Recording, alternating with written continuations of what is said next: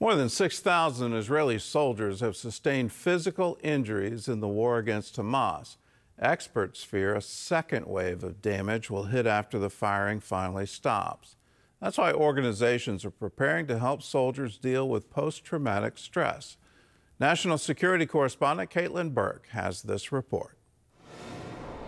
From sleepless nights to crippling flashbacks, Israeli soldiers return from combat with invisible wounds that are every bit as devastating as physical injuries. Many see post-traumatic stress as the next battlefront, and veteran-led organizations across Israel are mobilizing for what they call the wave after the war. Everyone who takes their own life, everyone who is debilitated in their ability to engage with family and friends and society as a result of what they witnessed and what they experienced is an ongoing casualty of the war that Hamas began. And so the fight continues, not against terrorists, but despair, a psychological war Israelis are no less determined to win. We are honored and prepared to be a part of that healing process. As executive director of American Friends of Israeli Navy SEALs, Robbie Brenner partners with Israel's Atalef Foundation to support these traumatized vets on three main fronts: one-on-one assistance for Navy SEALs and their families, communal activities like retreats and hikes, and an outreach program called Buddy Line, which pairs SEAL volunteers with those struggling from other military units, then gets them out on the water for therapeutic activities like surfing, sailing, and scuba diving.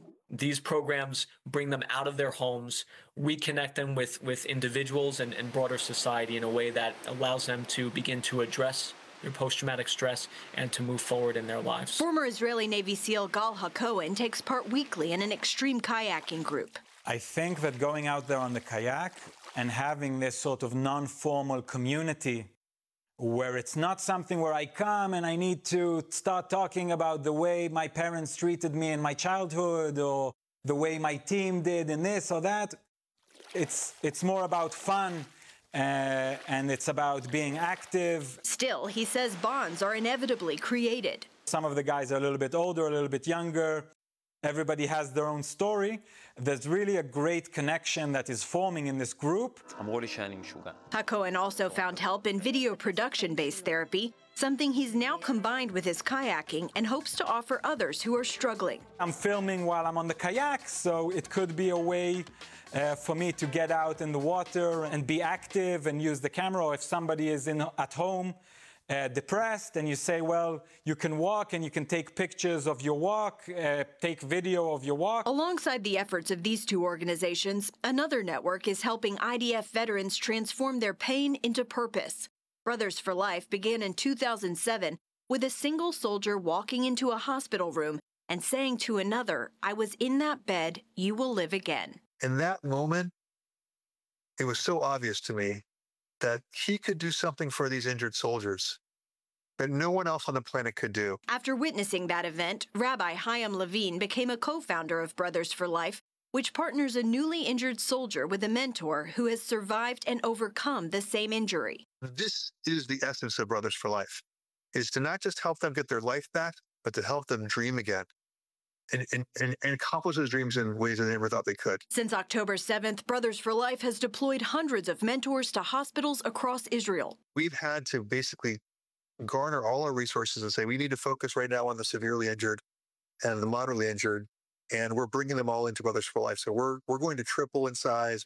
We've had 22,000 hospital visits since this war started. While physical injuries have been severe, Levine says the emotional trauma is unprecedented. Cruelty and the barbarism of the terrorists was worse than, honestly, it was worse than the Nazis. The soldiers who had to witness that, who tried to save these civilians, mothers, children, babies, that PTSD is like something we haven't seen before. Snir Pilas suffered injuries during Israel's 2014 war in Gaza. He sees those physical wounds as minor compared to the invisible battle he continues to fight. I was the commander, and I felt so much guilt for sending them to the battle, guilt for asking them to join me for fighting. After being connected to Brothers for Life, Pilas began to find healing by helping others. Going into a commander bed in the hostel and tell him, dude, I know what you've been through.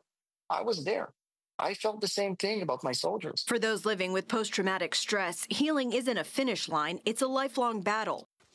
October 7th reopened old wounds when Pilas and thousands of other Israeli reservists once again answered the call to defend their homeland. The only difference that in this war was that in my right pocket, my wife put the pacifier of my kid. After returning home, he feels even more determined to help advance the mission of Brothers for Life. I want to find more funding for these soldiers.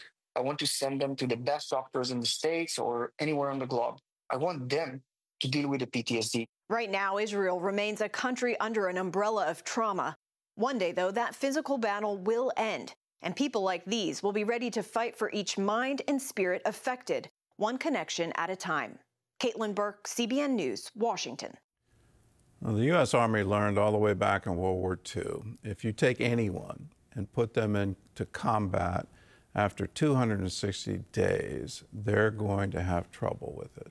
We call it PTSD, post-traumatic stress disorder.